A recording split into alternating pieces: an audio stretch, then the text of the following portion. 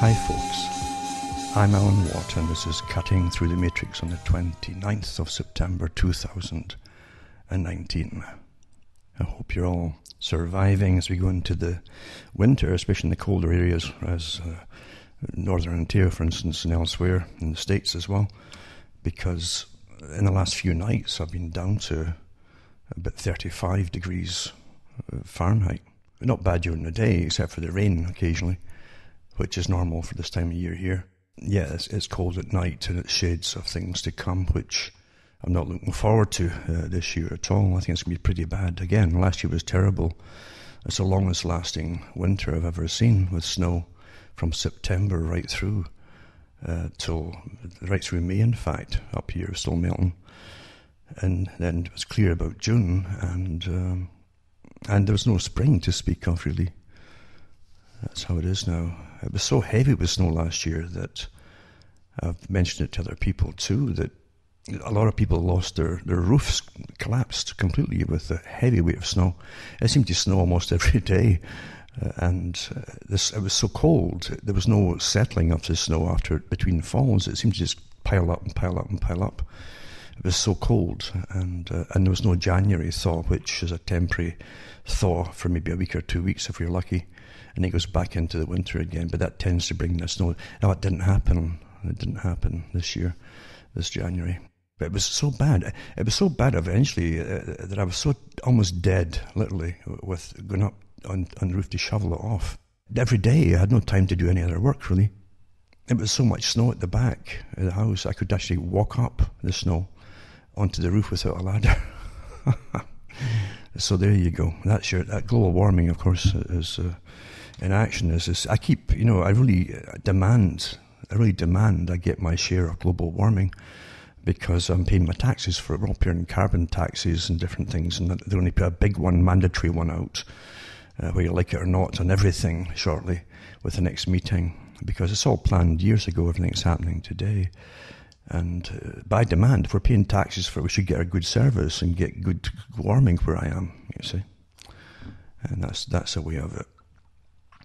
But right now, too, I don't know. I mentioned it last week, I think, or the week before. Time really is flying. And I've been thinking about it for the last 2 or 3 years, because other folk have told me the same thing. Time is just flying along. And I tell you, the worst time, of course, is a computer. If you're working on a computer, looking up different articles and stories and what's getting put out there for news, etc., time will vanish. I've always known that will happen, but I'm pretty certain that since they're always upgrading all your computer systems, etc., and even unknowingly to you as you're using the darn things.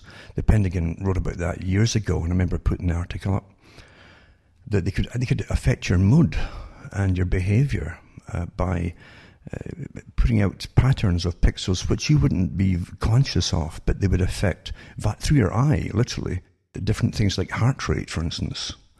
They could be hypnotic, naturally. I think we've all experienced that to an extent with the computer. When you start daydreaming on the thing and you realise that how long you've been daydreaming, because whatever you're reading or looking at is boring, you see, or repetitive. Your mind will wander into it and you'll daydream. But I think it really does. I think with all the Wi-Fi and everything that Mr. Persinger talked about, Professor Persinger, a few years ago, a guy who worked in Sudbury at a university there with the department on psychology, a kind of advanced type of psychology. But he also was really he used the Corbin helmet, for instance, which you put it on and it'll pulse different frequencies around the brain wearing the helmet. And it's claimed that they can actually give hallucinogenic experiences from it, or in the very least relax them, as marijuana would do, sort of thing. He also talked in his lectures, and I put those links up years ago, he talked about a field, we've heard about the field theory, they came up with different theories and so on, but you have to always realise that there's a way of looking at something and in an inner way of looking at something, because this unified idea has more to it than unify. It's literally to do with unifying society under a form of control, because he talks about how, which is probably true to an extent, that there's such a thing. There is such a thing as intuition. We know that as intuition. We get idea. We're taught not to trust it anymore, but we should trust our intuition, because it's often a warning. At the very least, it's a warning. Sometimes you're wrong, and sometimes you'll say, well, that wasn't too bad, or where it was, and so on. But intuition is awfully important to us. We're taught really to disregard things and listen to experts today. But intuition go into a next phase where you'll start to have a form of precognition to an extent. And many experiments have been done now. And I know it's true. I've had lots of precognitive things come to me that happen pretty well the way that you kind of foresaw it happening. Not in a straight vision or anything, but it's like an inner mind, inner eye type of idea. And it can actually happen that way. Now, you can also put that down to the fact, for instance, if you've studied enough, read enough, and lived long enough, you can also put things together about what's going to happen in the world, as an example. That's a bit different. That's fortified by learning. Even though you can't remember things consciously, a lot of them, it'll come to you. If you suddenly hit a certain topic, a lot of ideas will come flying back to you that you thought you'd submerged in the great subconscious somewhere. But it can happen to you. Persinger literally was talking about a kind of electrified field, you see. And they have done lots of experiments with it too, even wondering if that's what the idea of the transmission of feelings across the world to relatives, things like that, come from. You've got an idea someone's going to phone you, even within a continent, and it'll happen. Now, if you're thinking they're going to phone you every day and they don't, well, it's just pure chance when they do. But if it suddenly comes upon you and sure, within 5-10 minutes you get a phone call from, well, and you haven't heard from them, well, that's generally, there's something more to it, obviously. So they've actually worked out to see if it's some form of communication that we have naturally, like animals, through electrical forces or patterns or whatever that are somehow transmitted. They've got all kinds of theories on everything, as you well know. And if you're awfully good, you can become a professor of theories, just using theories, which are good guesses, right? And you can never be wrong, because even when it's disproven, they come out with another theory which they can then adopt and still be called a professor. But anyway, he thought it was a great idea, this idea of a coming force, basically, as if, like through science. Where he said, and I think he was really, I suspect he was really talking about, they call it in the Pentagon artificial or synthetic telepathy. Literally, by studying the brain patterns and giving people things to think about and studying them as they think about what you've told them, they get to know over time which parts of the brain is in action with the different synapses going back and forth and all the rest of it. And it's a form of language, you see, they think. So if they can they take those patterns and then transmit them out there, you might get the ideas of the person who was actually studied to get those particular patterns from. So you could project ideas into someone's head. That was part of the idea, synthetic telepathy. And the military is really big into this idea of synthetic telepathy, because it would do away with bulky equipment for transmission. Because that's really what it is, isn't it? Transmission technology. And if they could find ways to, again, probably through a chip or something embedded in the right place, it'll pick up on something being projected from a distance, for instance, and it'll be transposed into actual language which you'll understand in some way if it was embedded in the right part of the brain. That's what they hope to do. Well, he thought it'd be a great idea if this field acted the same way, without the part stuck in your brain, perhaps. But he said eventually you could make people feel what you want them to feel, like hunger across the world, and how great that would be. Now, do you realize you can't have that kind of thing possible in a free society? In any kind of society, really, unless you want to call it pure zombie tyranny, because there is no government in the world wouldn't use this on all their population. And maybe it's already being used, who knows? And I'm sure it's been experimented with. These waves, as they call them, they can send out waves. We know, for instance, that Brzezinski, Zbigniew Brzezinski, who wrote Between Two Ages and other books too, about the system to come, and he was up there in the CFR and the Trilateral Commission that helps to shape the world and plan the future in 1,000 different areas, basically. It's a big organization. They call themselves the establishment, the CFR in the States. They call it, that they have a DVD out, in fact.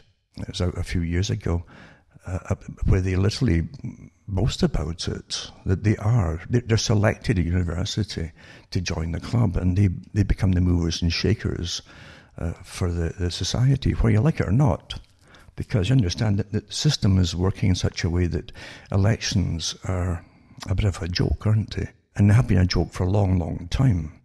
We know that Carroll Quigley goes into that, of course, about the fact that the heads of all parties in Western society and in some of the Eastern, like Australia too, New Zealand, are all selected in advance because they belong to the same organizations. It's CFR and the Pacific region too. They include Japan in that too. They have members now as well, in Australia and New Zealand.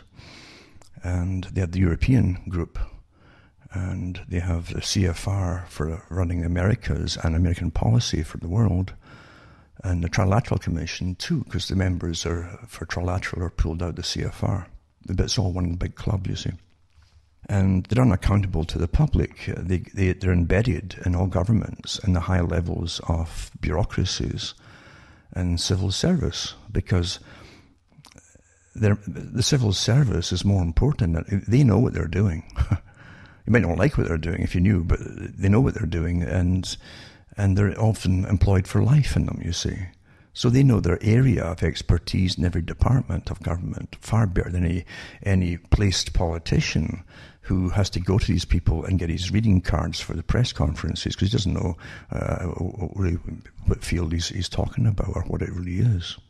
So we're living in a system that can be influenced. Now, if you can influence it, again, through the HAARP technology, a lot came to the public's awareness through HAARP technology, and especially the one in Alaska that was very prominent. The other countries have it too, and they have portable units as well now, and even have universities with departments with their own little towers. And when you use them in unison across a nation, they can cause standing waves, just like the big HAARP projects. So you don't even need them all together to create the standing waves and superheating the atmosphere, which also diverts the jet streams in the air, the wind currents in the air. And with that, you can superheat it too and divert water away from an area or bring it to an area. These are declassified, and you can dig them up too if you're looking at declassified projects on weather manipulation through high-altitude auroral research projects, for instance. They have different names for them now, too. It's the same thing. Whenever too many folk talk about something, they change the names. It's all the same thing. And it's successful. It works. It does work very, very well, in fact. And that's why, with today, with the big push, political pushes for something that's very important to those who control the world, and that's why they've put everything on this big front. And it's a front for bringing the world together under the same common rules and laws and values too, to save the planet idea. They used to, you understand that this weather idea is not new. It's old, and they've tried it before with ice ages coming, etc. Just as much, with lots of money poured into it, and big movies came out, and the front people churning out books too, and promoting them across colleges and universities and schools and televisions across the world. So fear is a great driver to get folk to comply very quickly. That's the idea behind it.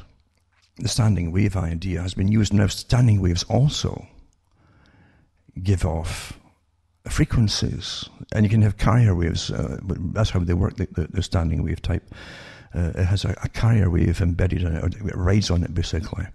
And you can manipulate behavior with them in a very vast area.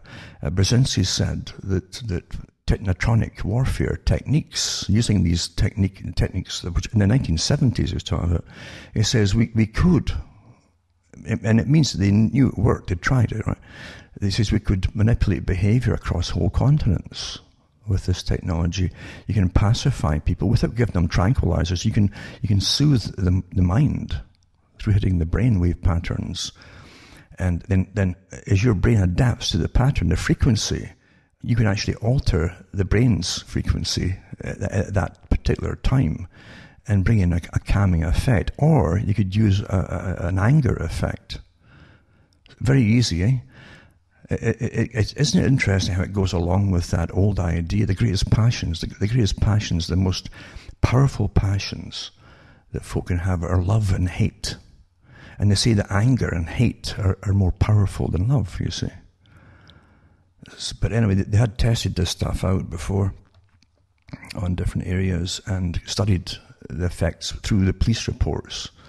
And even agriculture, as cattle, for instance, were becoming a bit angered. It takes a lot to anger the cattle, believe you me, like cows. And so then they know the behavior, these behavior alterations, is when these frequencies are used, really do work. Even domesticated animals biting their owners and so on, completely out of character. And then by the amount of domestic calls for flare-ups between couples and families and so on, and the children, and so they know what frequencies to use to make that happen, for instance. Now this is not conspiracy stuff, this is disclosed stuff from the big sources themselves. So Persinger, when he said that you can make people feel hunger, from people across the world, how would you like it? Do you think it would stop and even then, the audacity to say that and also infers that those who are controlling it have decided already they have the right to make you feel hunger across the world, or be in sympathy with someone and feel real hunger, for instance. Is that what you want? Because with that technique, you could make them feel anything you want and make them, for instance, if the elite ever, through their population, depopulation agendas, which are behind all this move for the climate change and laws to change the way that you live and breed and all the rest of it, that's what it really is, folks. It's an old agenda. And they've used different fronts before for it. If they can do that to you, what would happen, for instance, if they really decide to release mass plagues like Bertrand Russell talked about? It was a pity, he says, we couldn't get real killer diseases like the Black Death every 10 years or so sweeping the planet to depopulate the planet. And that's a mild one he's talking about compared to what they have now in their biolabs, believe you me. Can you imagine how they could beam out some sort of thing and waft your brain till it's nice and compliant? Oh, you're happy or content or kind of dozy, a bit euphoric and feeling good. Well, you wouldn't care about that other lot getting killed, or even near you, for instance, if it was beamed on you. You understand what I'm saying? You can never underestimate where power will go. You can never, ever say, they'd never do that. Last week, I mentioned a list of things government had already done.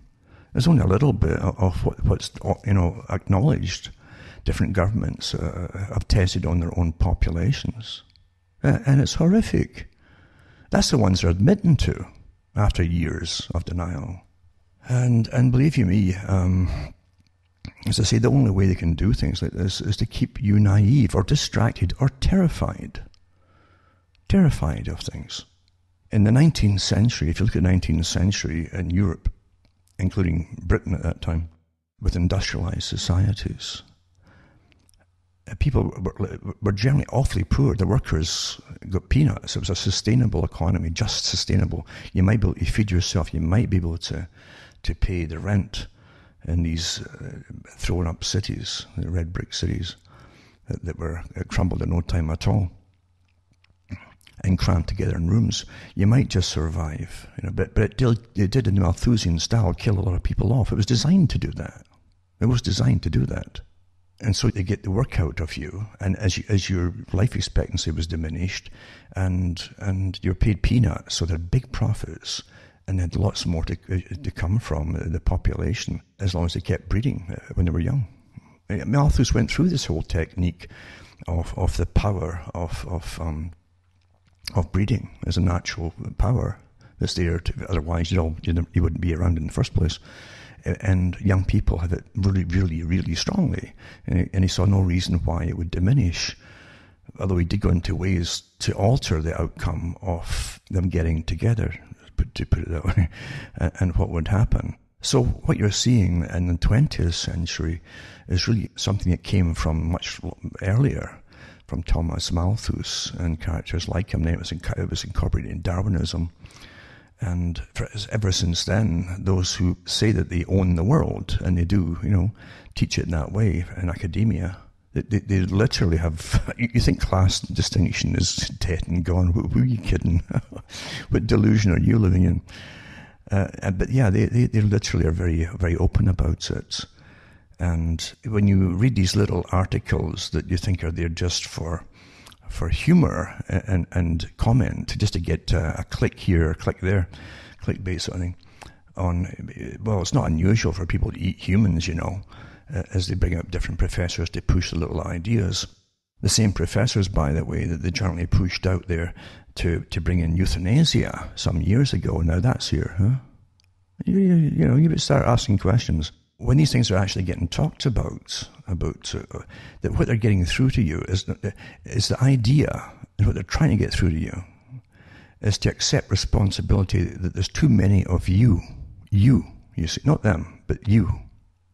And they're already training the youngsters that it's really bad to have children. Look at the resources they'll use in their lifetime from birth to death. My goodness, what a burden on the planet, eh? Well, the countries they've been aiming all this at, isn't it? Don't you think it's a bit odd?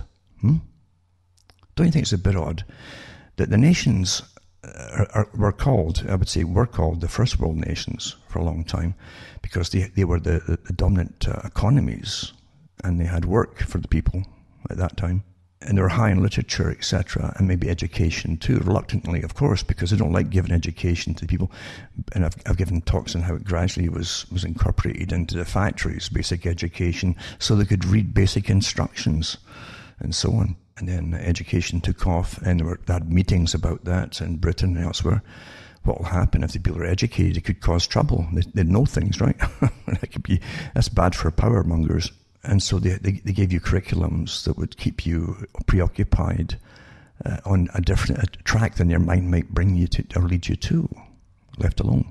If you had access, say back in the 50s or 60s or whatever, or before that, if you had access at school, especially junior school, in Britain they call it primary school, if you had access to really good critiques of the systems in which you lived in those schools, I mean, who knows where you might have gone with it all.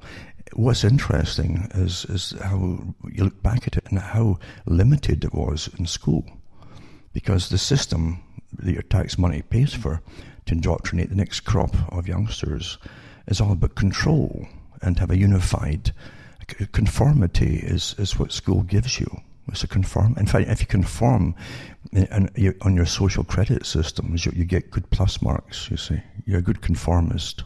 China uses it incredibly well. But there's nothing that China's doing that I've noticed that's not been implemented here too at the same time. They're maybe a little more advanced through the testing of it, maybe. But we're getting the same thing here. In China, it's all done but through the state. And here they pretend it's just private corporations will give you punitive slaps on the wrist or literally take you off the net or whatever. They're trying to say that they're just their own ideas of it, but really what's really behind it, you're looking at a conformity idea set for the future of a globalist type agenda, a global society. And look at what happened this week with their global citizen concert. They tried to really push that big, get folk interested in it. I don't think they really took off that well. But they've tried that, and at the United Nations, through its model of the United Nations, MUN they call it, you can look that up, you'll see the big ideas they've got. They've got top universities all working with them for a coming global system, basically. They're talking really at governance. They don't always say government in case folk still object to it, but they call it governance. And you have the CFR working at it too, through different universities in Canada and the States and elsewhere. This has been the agenda since before you were born, really, and you didn't know it.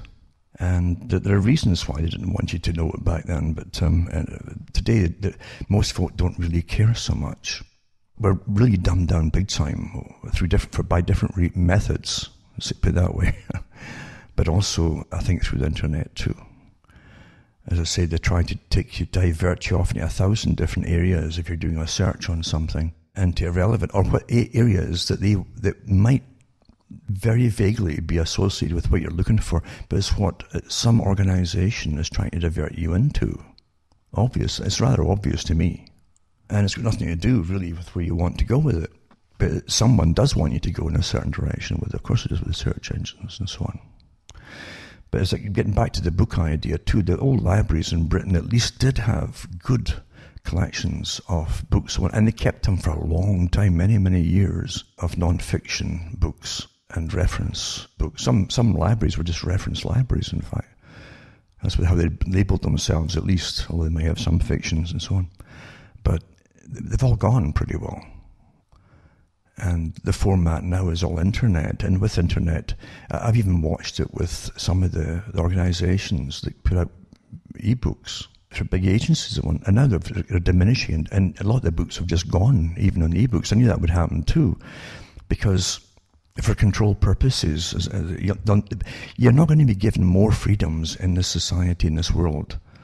It's the time now for conformity and the standardization of culture across the whole world, using the British model that they talked about a long time ago. And the language is a business language that all countries will use, which there are a lot more pretty well doing now. And then you bring in a culture on top, which isn't British. It's for the whole planet. It's for control and for, as I say, conformity. Unfortunately, it's all around you now. They've built a prison. They've guided you in to a system, an electronic system, until eventually they give you no choice at all but to be on it. When they force you off, even plain cash, for instance, for using for money, which they've said, and there's plenty of articles out there from the top banks talking about it, and the central banking system wanting to do away with any cash society or cash-in society.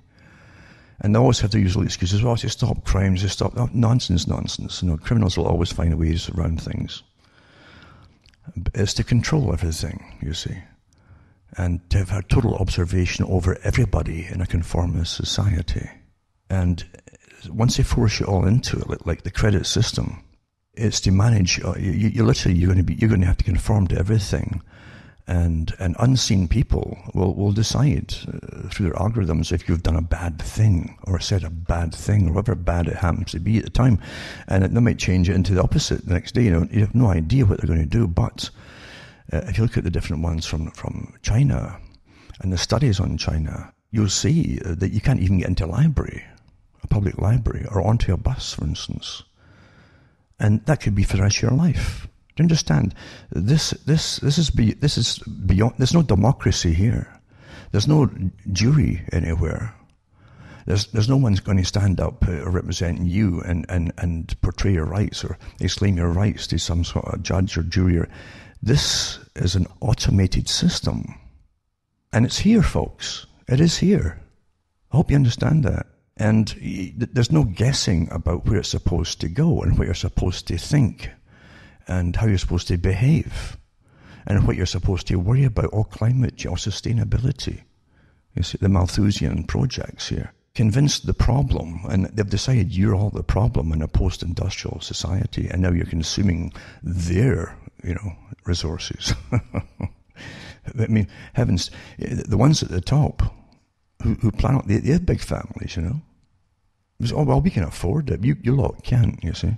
I've got books from 1920s on the same topic here, where ministers Protestant ministers and Catholic priests were discussing the big push then, right after World War I, when what they called the flower of mankind was slaughtered on battlefields. They were talking about these very, very things. Oh, there'll be a big population boom, that always follows, they say, these massive wars. This is what, to them, it's all patterns, you see. But how come the ones, and they mentioned even the Churchill family, because one of the Churchills, maybe it was the old Daddy Churchill, or one of them had come out before on a certain committee talking about, the ordinary people have got to limit themselves to children, so many children and so on, and they're getting a big push for it. And the academia coming out and putting the articles in the papers, because you'll follow those who are called professors. They pay them to say these things in the newspapers, so that you'll follow these guidelines for the real dominant minority that own it all. And that's what you've got, the same things today as you had back then.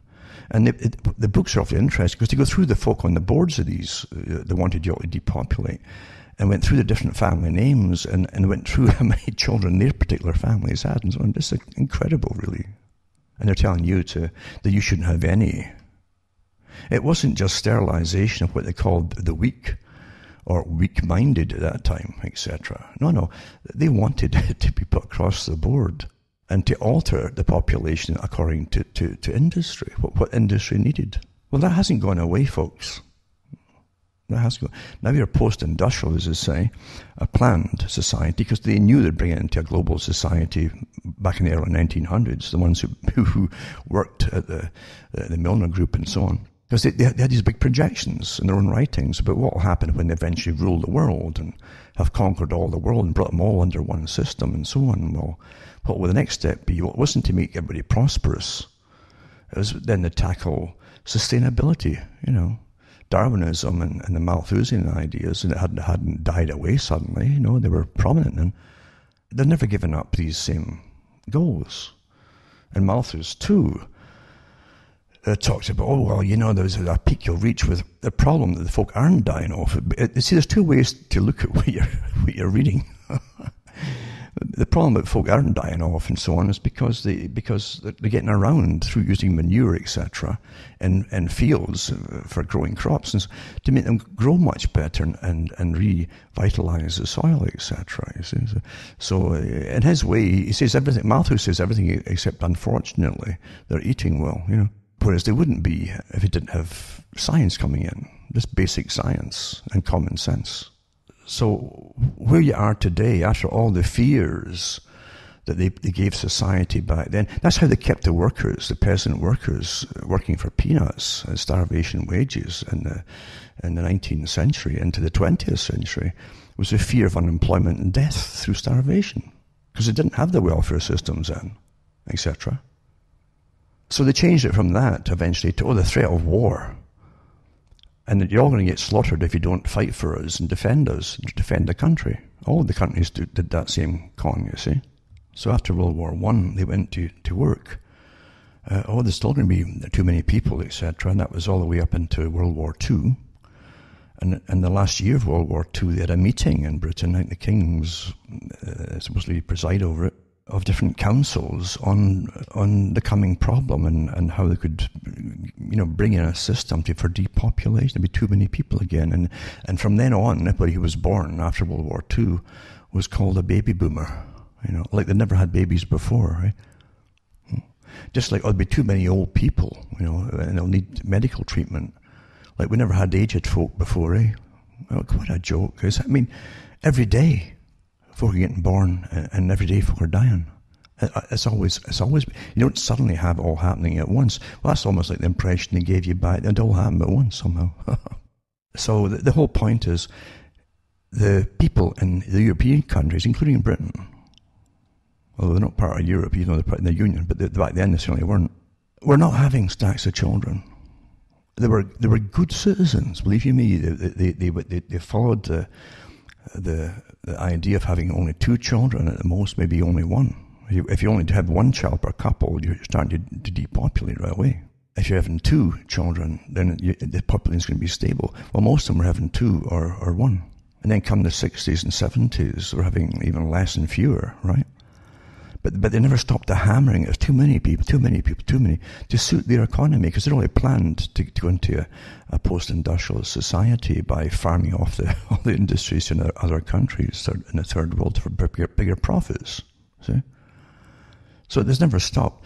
And then after that, they gave you a Cold War to terrify you. So it's just fear, terror, unemployment, starvation, wars, and you keep them safe by fighting for it, right? Fighting for the country.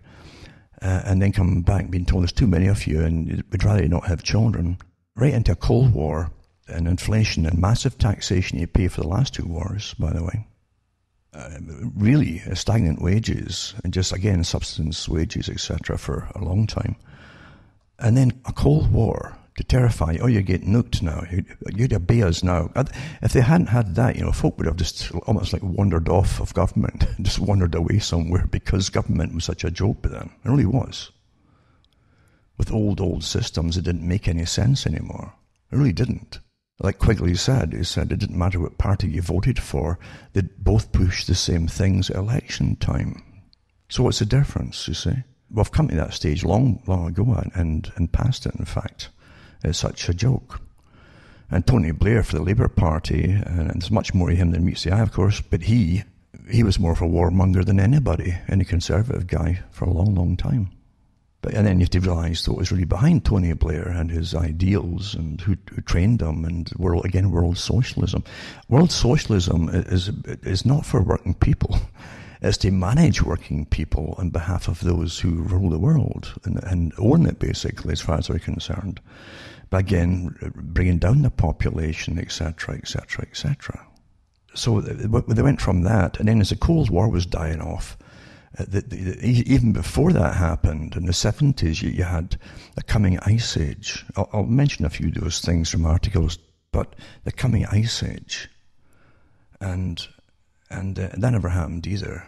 And the top, they churned out books often by the same authors who gave you the coming frying pan age, when they fry, and so on. Because they must get you to give up your traditional rights and freedoms that you had, even though you had to really fight to try and hold any of them every year. This thing called democracy. Because democracy is a pain to those who have big plans.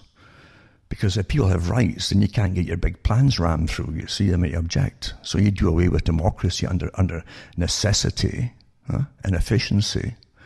And they can get what they want at the top and conform society, train you, and you'll all happily get sterilized as you're growing up, you see.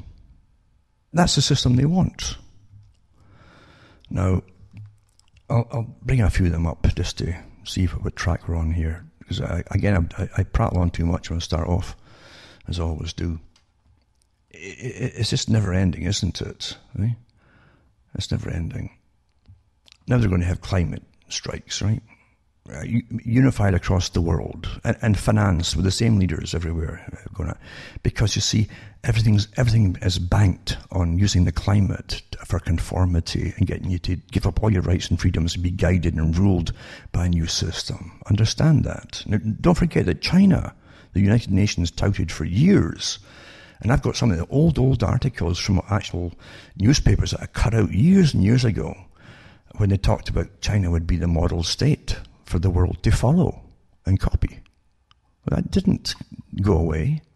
So you got Boris Johnson, the great new leader for Britain, from the same camp as Theresa May, whether you know or not, and running for, the secret services of Britain supply you with these characters, for goodness sake. When you see what they've been before, and when they're in the city of London before, the actual city, then they're really in at the top, basically. So he's going to unveil £1.2 billion for climate and endangered species. Well, eventually it's going to be all of us that are endangered, because they plan to bring down and get rid of your food supply, folks. That's what the whole vegan idea is about, and the anti-farming idea.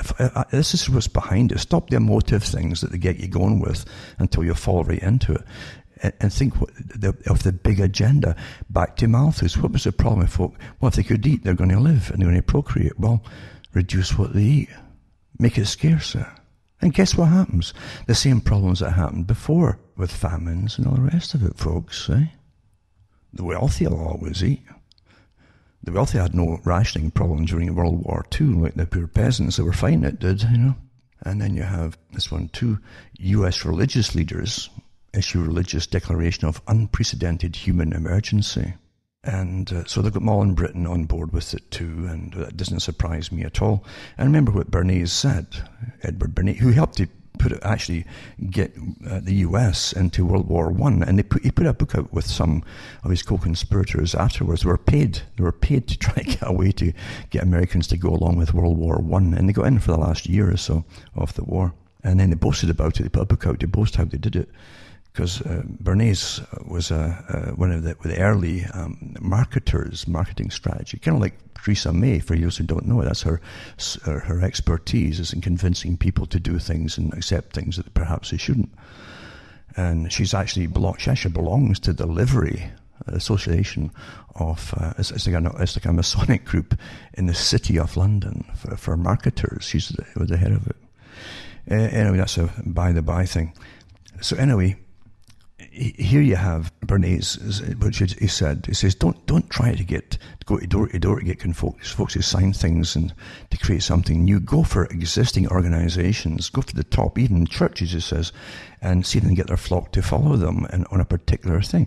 And that's what they do. So I'm not surprised all the big ones are on board with it. And money will change hands, folks. Money will always change hands. So an unprecedented human emergency, you see?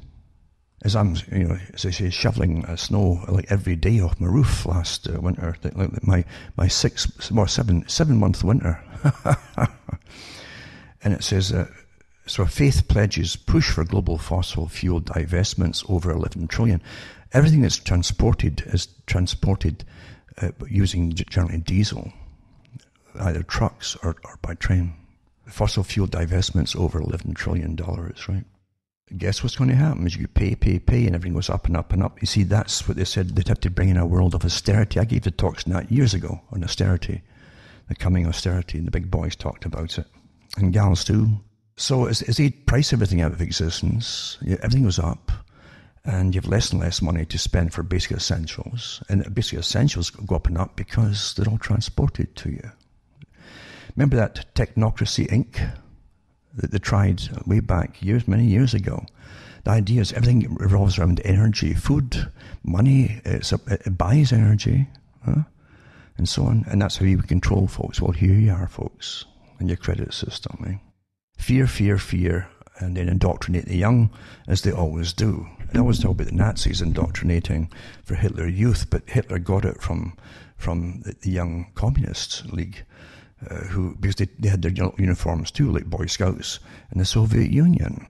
They always go for the young in totalitarian regimes. An article, it doesn't feel just justifiable that couples not having children because of climate change, it says.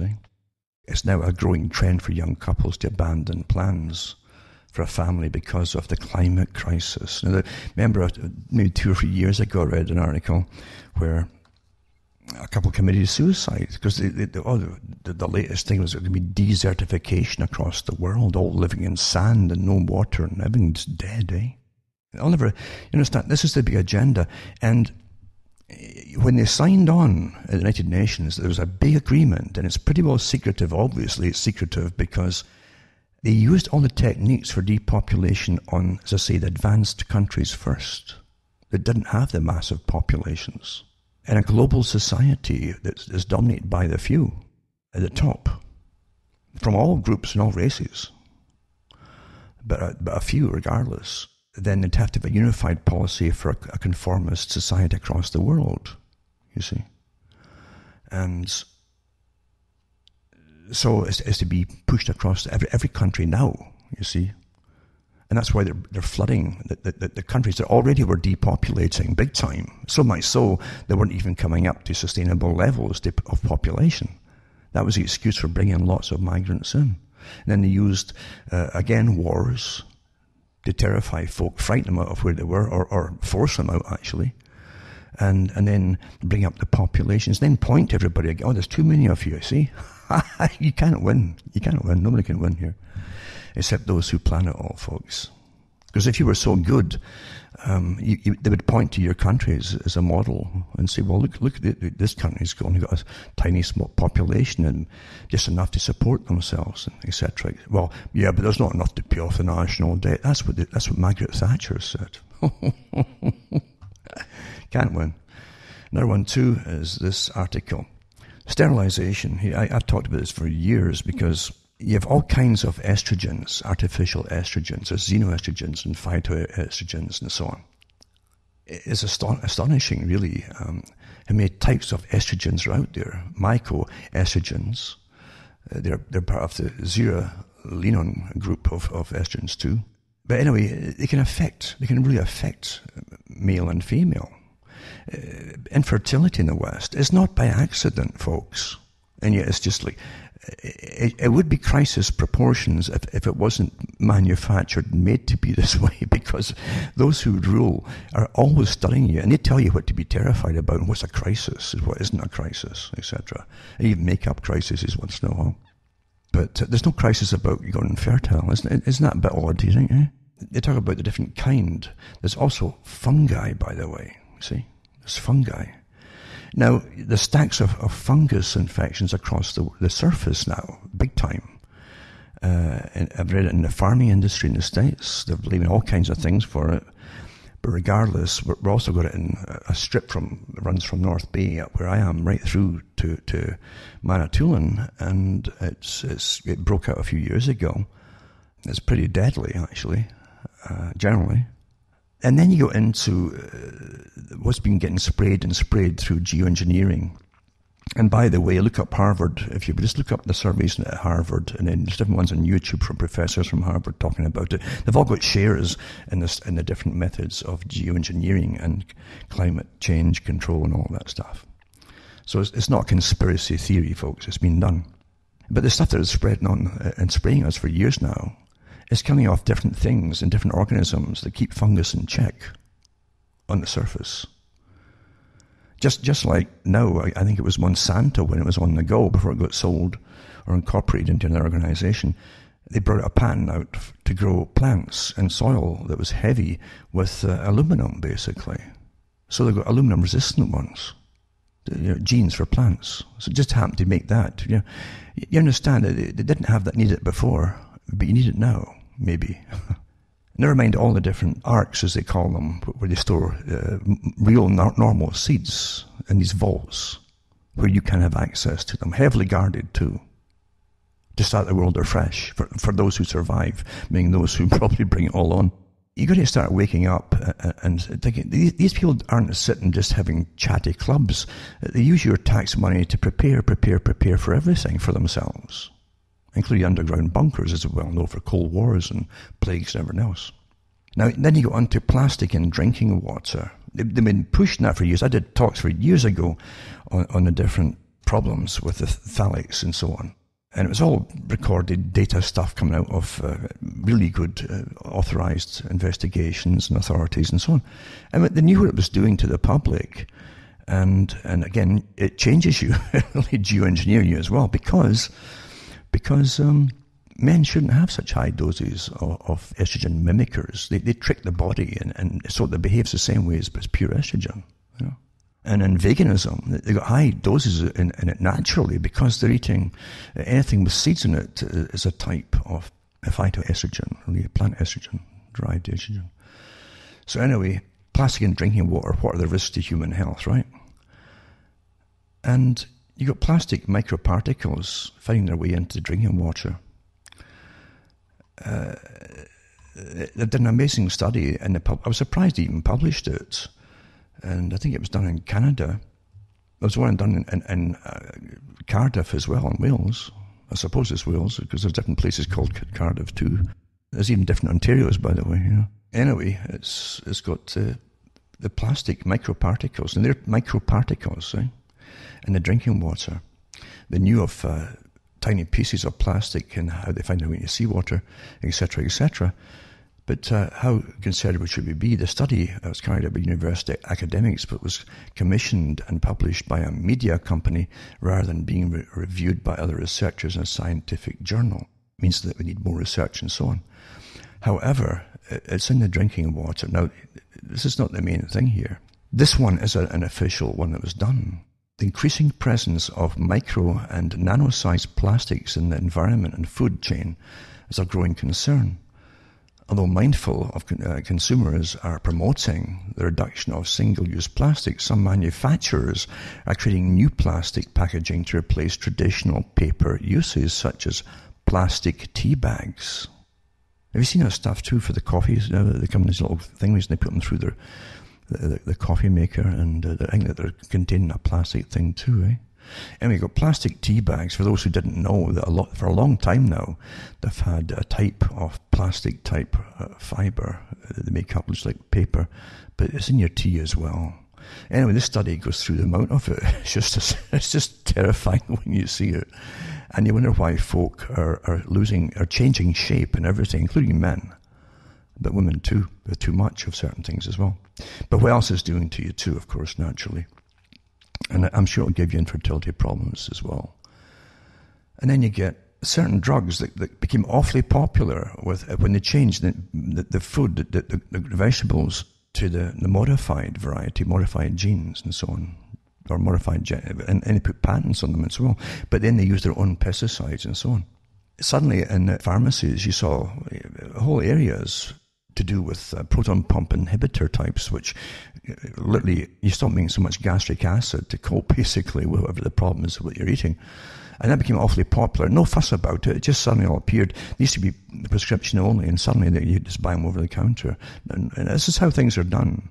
Anyway, with the last couple of years, I think the US signed an agreement with the pharma companies that they could use substitute chemicals for certain parts of the medications. They claim they might do the same stuff.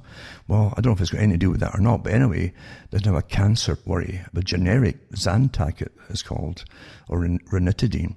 And so they've had recalls at Walgreens, Walmart, and Rite Aid. What you need to know. So the generic ones, at the very least, have something else in them that's... And they won't just pull stuff for nothing when it comes to pharma, believe you me. They'll try to hide things for years and years and years. Again, plastic in drinking water, what are the risks to human health? I'll put that one up. And then there's the microestrogen as well. You can find that at Wikipedia and other articles too from science lines. And then you have plastic pollution is in your tea, of course, from the Daily Mail. And I'll put that up too. It just goes on and on and on. It's endless, folks. And you think it's just coincidence, right? And then plastic tea bags release billions of microparticles and nanoparticles into tea. Nanoparticles are awfully important these days, as you well know, with the 5G in different areas. And then you have tens of thousands of 5G telecommunication satellites escalating tensions in a contested and congested space environment. Now, think back to what I mentioned about the Brzezinski's technotronic era and the weapon they could use to make you happy, content, or angry, or whatever, just by waves across continents. Then they're into 5Gs, and it's all around you now, much, much more powerful too. I'll put a few articles up on that too. 5G will be used phased array. Now that's what they use also, phased array antennas. The term actually came from the HAARP, the phased array antennas, right? So they'll be used phased array antennas to shoot beams of radiation at cell phones, it says, from the satellites. That's really powerful stuff, folks. I really don't like this at all. And then researchers developed low-power, low-cost network for 5G connectivity. Oh, wow. A millimeter wave network for billions of things.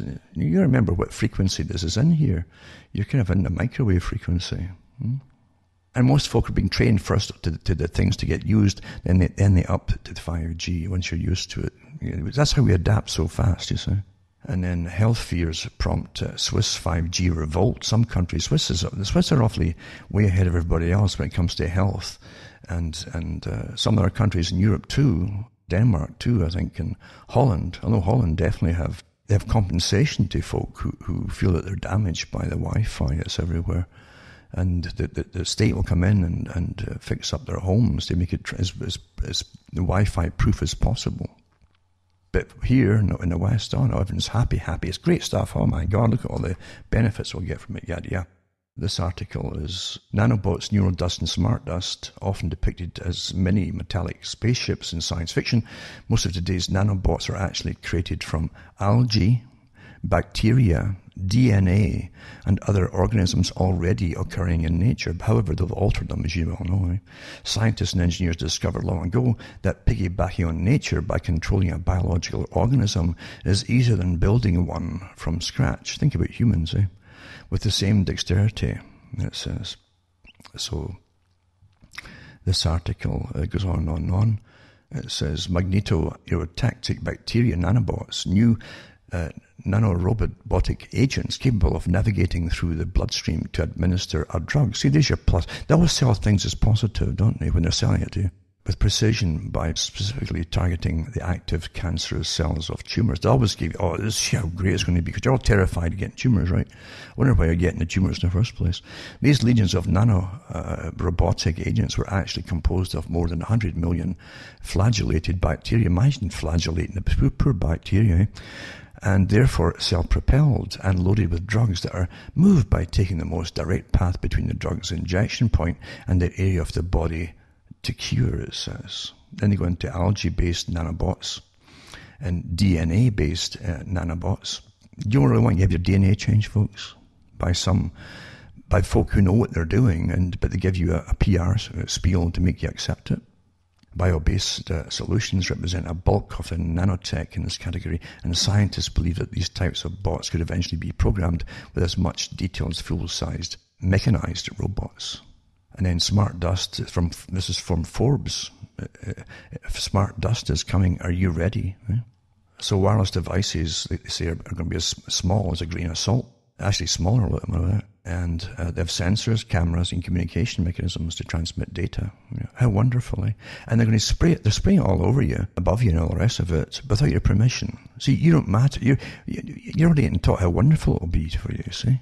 Do you realize do you really think that different companies just spontaneously decide to do all this across the world? Do you really think that it's just a kind of happening, as the hippies used to call a big party? It's a happening. It takes massive years and years of coordination by select committees to work on all this stuff together across the world, including all the psychological and behavioral experts too. Panels and panels that have been hired, lived their lives and retired, and new ones, and to get to this stage of it. But you're just hearing about it now, eh? And then now it says powered by Northrop Grumman, intersection of technology, innovation and creativity. MEMS, M-E-M-S, and smart dust, the big potential of a tiny future. Oh, how clever. How much did that cost the PR company to come up with that little jingle, eh? And then how smart dust could spy on your brain. I'll put up two of these articles. This is not scary. I'm not putting this out to terrify the folk. I'm putting out the stuff that's real and it's happening. But you're told that it's just wonderful. Just like they try to sell you a utopia of a conformist world society, all run somehow by some magicians, invisible magicians. You don't have to even have politicians. Look at totalitarian systems. They generally don't even know who rules their little area, or maybe a commissar. They might know that. But in the wireless system, where you're forced into the whole darn system for everything, right? You won't know who's in charge of anything. There'll be no names given. You just exist for this system. It's like a sci-fi thing. You'll exist for this system. That's your purpose. This system. What's the history of it? They won't give it to you. Who runs it? They won't give it to you. Just exist and be good. And here's how to be good.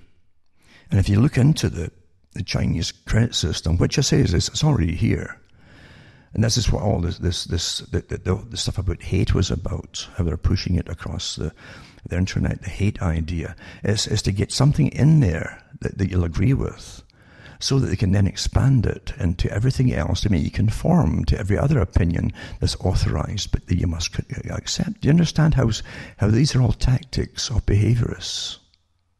Stop falling in to the little game where you'll immediately jump on the side of this or that, and sit back and watch it and look at it and see who's doing this and why are they doing it. Who benefits? And what organizations and what laws are they trying to push already to make you all to conform to? Who wants this to happen? As I say, who wants you to go totally vegan? Think back to Malthus. Think of all the folk in the Darwin movements and the eugenics movement who spelled out plainly. I'm not speaking off the top of my hat here. They're quite vocal about it all. Still are, very vocal. There's too many of you. And you're all, even though literally the Western countries are plummeting, and have been for many, many years, not having. Don't forget that again. It was the so-called advanced countries that were first given the pill, as an example, and then massive publicity for them to take the pill. They weren't pushing the same thing across what they called third world countries then, and were they? You understand? Because it's a global society now that will hit everybody else. You see, and as they come on to and eat the same things, and everything's been altered, etc., etc. They hope to bring down the population of the planet.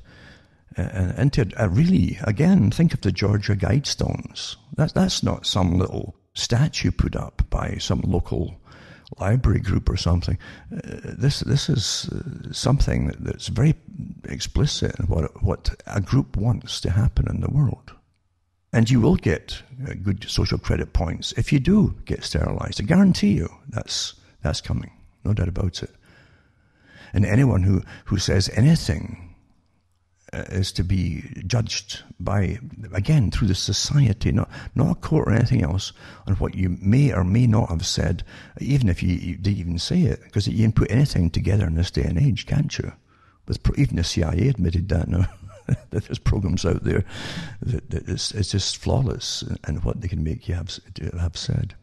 So you have to really look at everything and who benefits. It's an old agenda, the coming ice age. Of all the articles, all the big newspapers harped on for years in the 60s and 70s, and the books that were churned out, and right back to, as I say, with where it ends up going.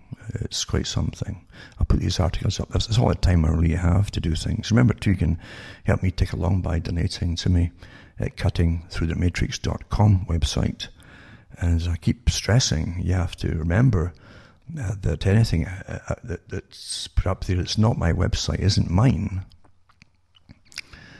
So if you want to buy the books and discs, you have to go into cuttingthroughthematrix.com and see how to do it, and make a list of the sites that are mine. There are folk who put up stuff from mine, which is fine, but they don't ask for money because you can't resell.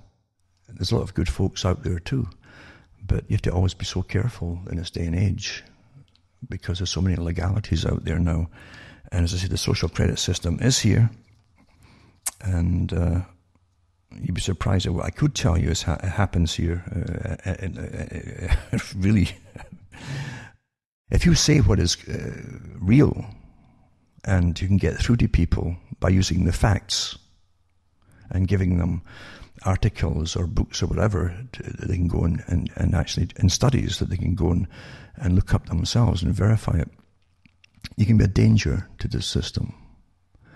And all kinds of nasty tricks can be used upon you, which makes you a bit paranoid at times, and you got to be a bit paranoid at times, because horrible things can happen. And you get warnings. I do get warnings here and there to shut up, literally.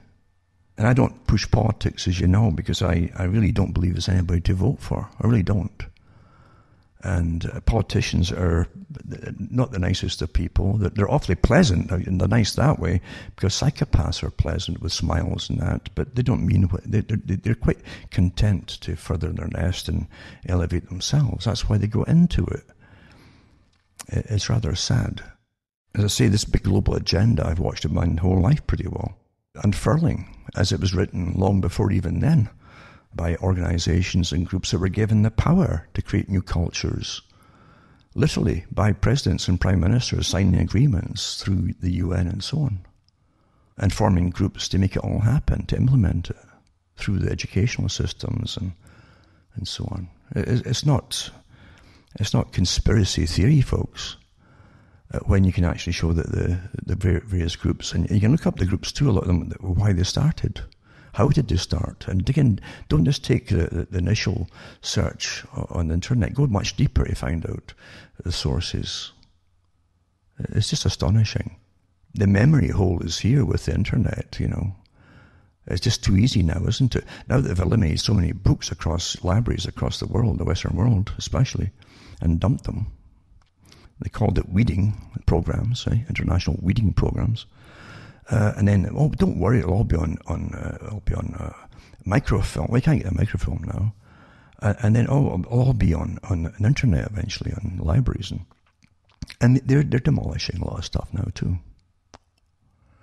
You're in a conformist mode, whether you like it or not.